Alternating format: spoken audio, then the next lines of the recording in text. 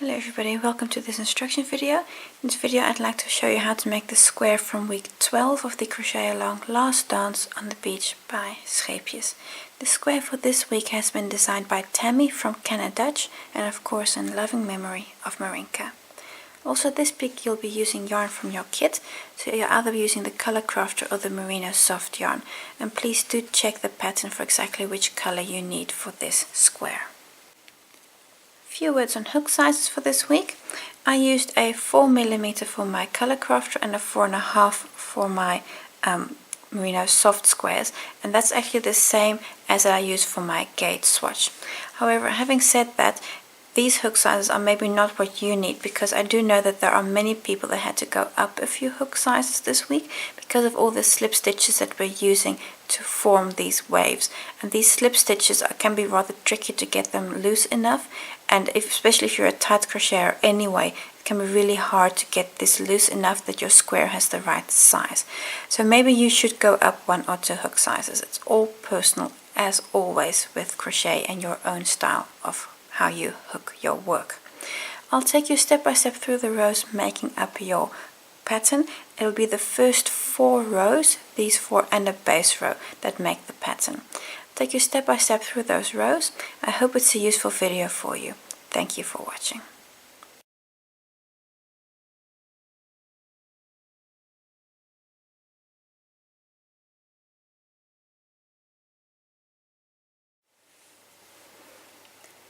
With a slip knot on your hook, going to chain 34. That's 1, 2, 3, 4, 5, 31, 2, 3, and 34. We're now going to continue and work our foundation row. I'm going to be using stitch markers along the way to help me mark slip stitches, because we're going to be doing quite a few slip stitches and it can be hard to see exactly which stitch is the one that you should be working in next. So I'm going to mark those slip stitches to make them more clear. We're going to skip the first stitch from the hook and in the second stitch start with our first slip stitch. So in that second stitch from your hook, make a slip stitch. And what's important with this slip stitch and every one that we're making, don't make these too tight, because a slip stitch has just about no room to expand. So give that stitch some room to breathe. If you're a yanker at this point, you're really going to have to watch your stitch tension. And then we do 3 more slip stitches. So that's 1, 2, 3 more slip stitches. What I'm now going to do is this last one that I just worked, I'm going to mark this with a stitch marker. And the reason is that then when I come back, I can know exactly where my slip stitches are. Because we're also going to be doing half doubles, and those, or half trebles I should say. Those half trebles are easier to identify than slip stitches. Because now you can see, okay, this is my stitch and not this stitch here, for example. That's not your stitch. There at the top, that's your stitch. We're going to start our repeat unit on our foundation row, which is in the next 5 stitches going to work half trebles. So yarn over, and in the next stitch work the first half treble. So that's 1, we're going to work 5, and the next stitch again is 2,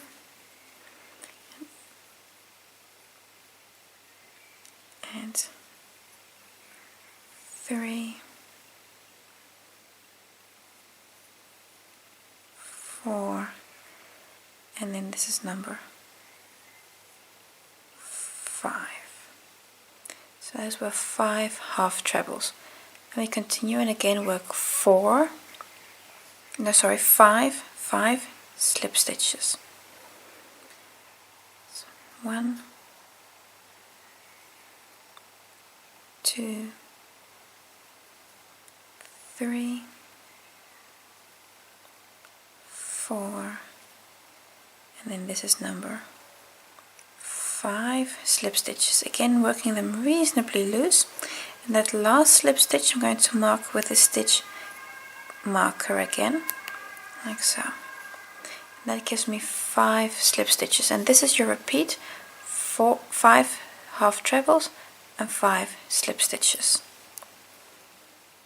Continue with the next repeat, so that's 1,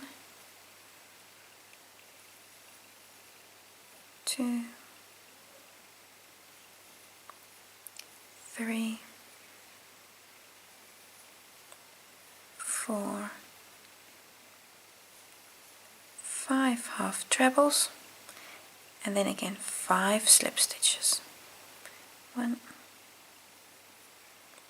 2, 3, 4, and number 5. I'm again marking my last slip stitch. The reason why I'm marking the last one is when we come back and we work the next row, this last one is going to be the first one. And that's going to make life easier for us, knowing exactly where that stitch is. If you don't want to use these stitch markers, that's of course also just fine. This is just a tip to help you. If you don't like it, that's perfect, and just don't use them. It's only if you want to. 2, 3, 4, and this is half treble number 5. At this point you should have 4 stitches left, those last 4, and you're going to work a slip stitch on each of those. So 1, 2, 3, and then number 4, and I'm again giving these slip stitches enough room to breathe. So those were 4 slip stitches on these last stitches. I'm actually going to mark the second last stitch now with the stitch marker. Second last slip stitch that I've just worked. This is my foundation row, and from here onwards you can actually start building the pattern. For row 1, we're going to start with the chain 2. And this chain 2 counts as your first stitch. Turn your work,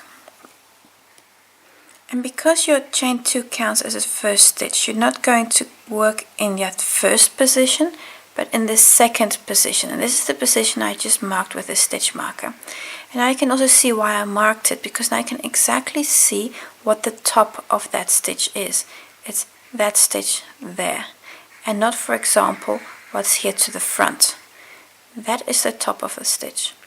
And what's very important, this row and every row we're working from now on, we're only going to be working in the back loops. So in the next 3 stitches we're going to work a half treble. Remember, the first position, this one here, we're going to skip because our chain 2 counts for that stitch.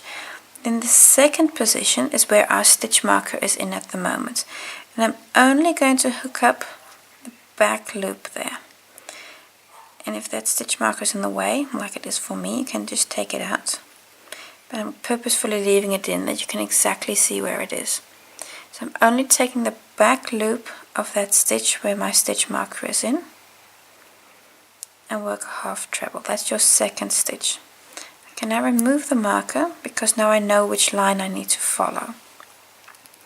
So I need to do 3, so that's 1, and here at the top, in the back loop only of that slip stitch, work a half treble. That's 2, and then 3. So I've now worked 3 half trebles and that chain 2 at the beginning, which counts as your first stitch.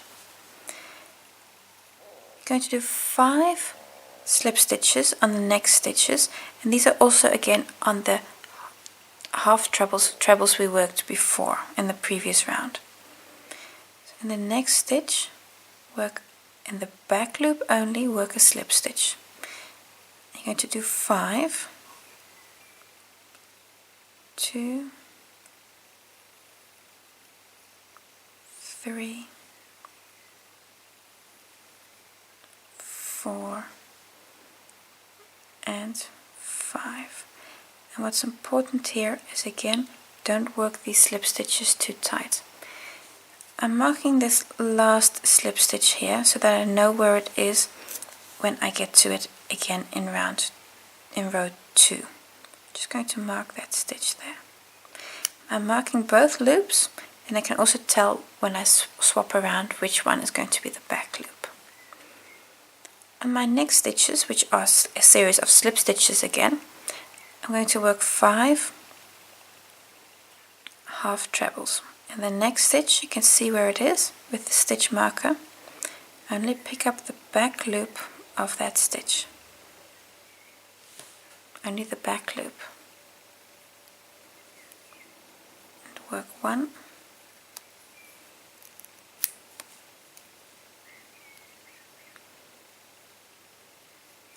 And this here's number 2. And this can be hard to see when your work is small, exactly where your stitch is. And that's why I'm also giving you the tip for the stitch markers. 3. This is number 4. You're going to work 5 half trebles. And 5. Now again 5 slip stitches. Oh, everything only in the back loops. Don't forget, remember, only back loops. 2, 3, 4, and number 5. I'm again marking that last slip stitch that I can see where it is when I come back. The next one, again 5 half trebles in the back loop of my next stitch.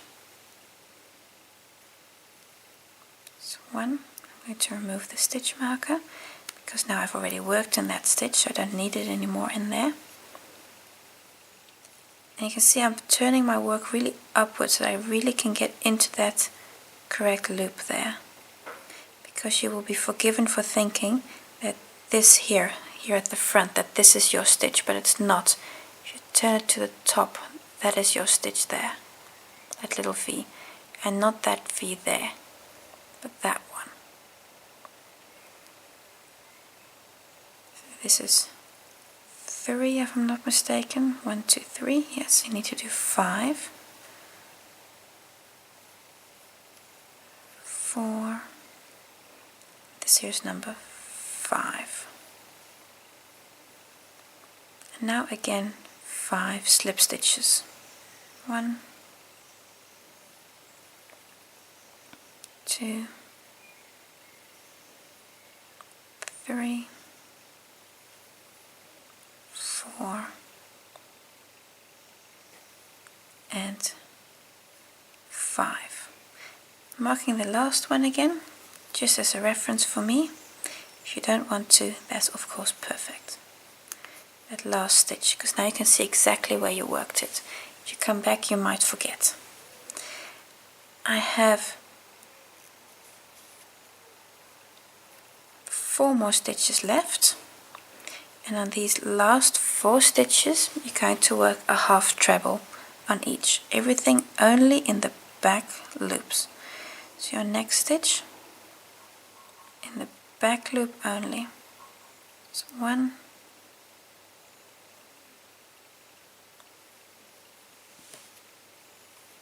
2, and this is still small, 3. So there's a bit of fiddling, especially this last one here. This last one can be very hard to get into. So there is still 1 stitch there.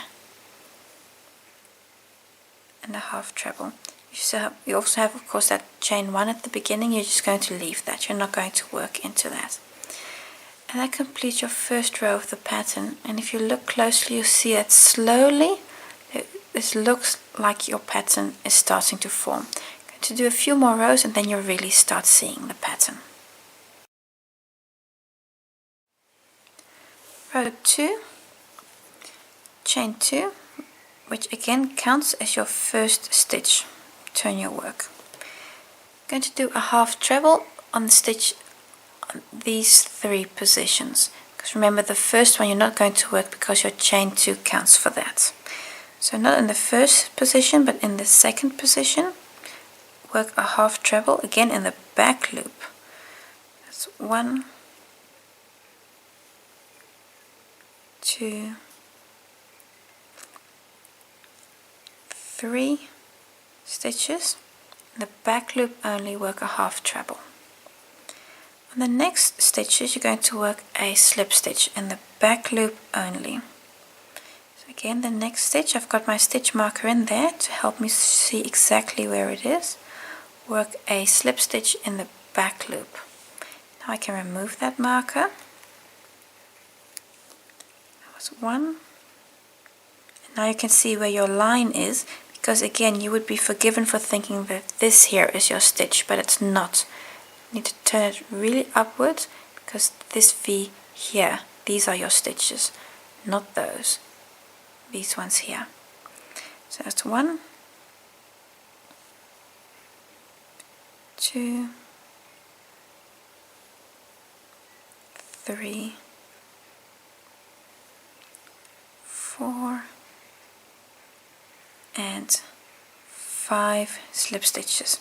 If you want to, you can again mark this stitch here, the last one we've just worked. And I'm marking the last one because it's going to be the first one when I come back. On the next 5 stitches, work a half treble in the back loop only. That's 1. And on these half trebles you already have, that back loop is usually a bit more easy to see. It's also easier to see where your stitch is usually than it is on those slip stitches.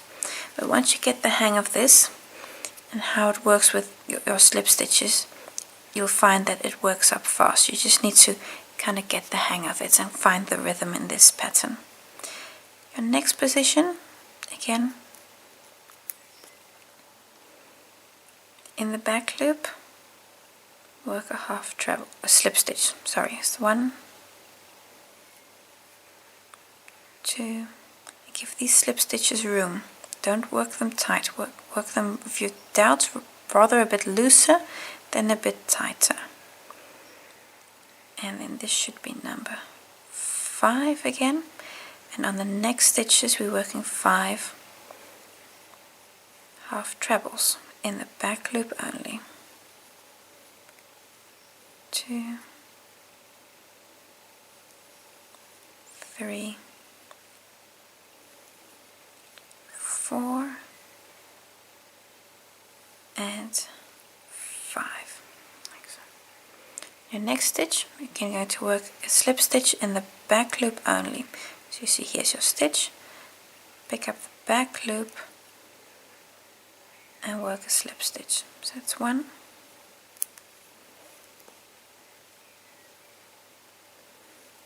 and 2, 3, 4, and 5. Just going to mark that stitch again. I forgot it there, but you can do that if you want. Just going to mark that stitch. You have 4 stitches left, 3 proper stitches and the chain 2. On those you're going to work a half treble in the back loop of each. So that's 1, 2. This is the last stitch, that's 3, that's there your last stitch. And on your chain 2 that you have here, you also need to work a half treble. So I'm going to pick up a loop on that chain 2. I'm just going to have to help it here a little bit. There we go. On that chain 2, work a half treble. Like so. Your pattern is actually the other side. Let's just look at the pattern. You can see, really can see this first little wave here that's forming, and we're going to get our definition even better in the next few rows. At row 2, the end of row 2 is a good moment to check for size. So I'm just going to take my gauge swatch, put my work on top of that. And just want to see how you are width-wise. I'm actually very happy with this because I'm nicely within the edges and I'm not too short, especially those slip stitches. If you don't give them enough room or you find it hard to give them room, you'll notice that your work will become smaller. It'll, in extreme cases, it might even be here. And then really do go up a few hook sizes, 1, 2, maybe even 3 hook sizes. You're struggling to give those slip stitches enough room, and it's just your style of working. If you're working a little more tight than I do, you'll notice that you really will have to go up 1 or 2 hook sizes. I'm happy with this, so I'm going to continue with this hook size, but make sure that you have the right size before continuing even further, because the more slip stitches you have, the more your work will contract. So if it's already too small now, it's only going to get worse. So if need be, just start again and make sure that your gauge swatch fits well. Row 3, I'm going to start with a chain 1, which does not count as anything. That's just to get you to the correct working height. So that does not count as a stitch. I'm going to start with slip stitches this time.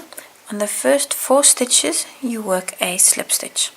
So in that first position, the very first one, work a slip stitch. That's 1. Everything in the back loop only. 2, 3, and 4. Now on the next stitch is 5 half trebles. That stitch there is the first one. I'm going to remove the stitch marker. That's the first of 5. That's 1. Again, make sure to work in the correct loops. Turn your work upwards because that really helps to see. 2, 3, 4, and 5. Continue work 5 slip stitches.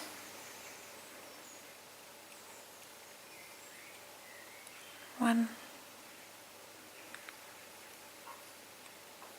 2, give these stitches enough room, everything only in the back loop, don't work these stitches too tight. 3, 4, and 5. So really give your slip stitches enough room there. Now 5 half trebles again. You can see if you bring your work forward upwards enough, you can almost automatically see where the V is that you're going for.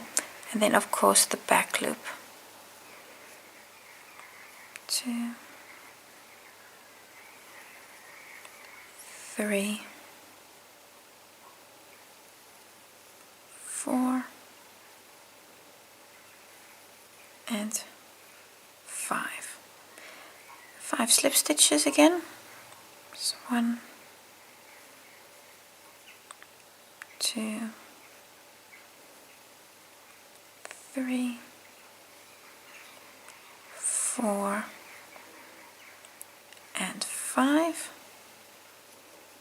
And now again 5 half trebles again.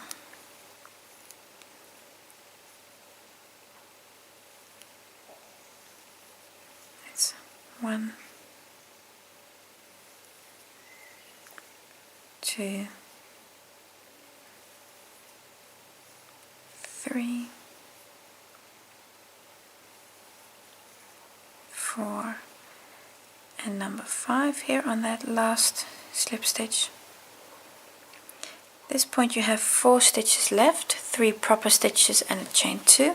You're going to work a slip stitch on each of those. It's going to be 1, 2, this is on that last stitch, that's 3, and then number 4 is on the chain 2. So I'm again just going to try to hook up a loop there. There we go.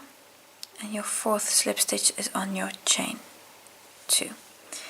Okay, I'm just going to mark the second slip stitch here, then I can see where it is when I come back.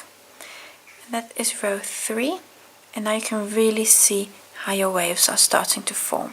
Row 4 is the last row of the pattern repeat. Row 4, we again start with a chain 1, which does not count as a stitch. That means we turn our work, and on the first 4 stitches we're working a slip stitch. So in the first one, work a slip stitch in the back loop only. In the second stitch I've got my stitch marker in. So in the back loop only, you work slip stitch number 2. And then this is 3 and 4. I'm going to hook my stitch marker again in that slip stitch there. 5 half trebles on the next stitches, back loop only. Now I'm repeating back loop only a lot, but that is easy to forget, that you accidentally work through the entire stitch. You want the back loop only because otherwise your stitch pattern isn't going to look correct. Then you're going to be missing some edges. So that was 1, 2, 3, 4, 5, and again 5 slip stitches on the next stitches. And that's the loop there. That's 1, 2, 3,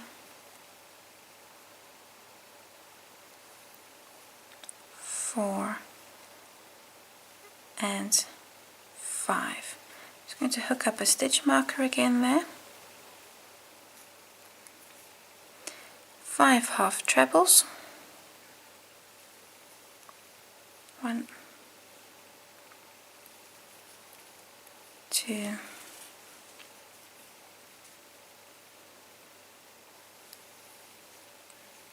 3,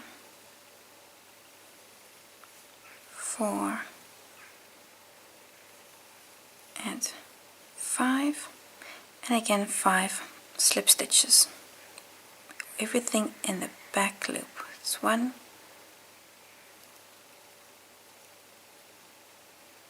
2, keeping your work tilted to make sure you're working in the correct stitches. 3,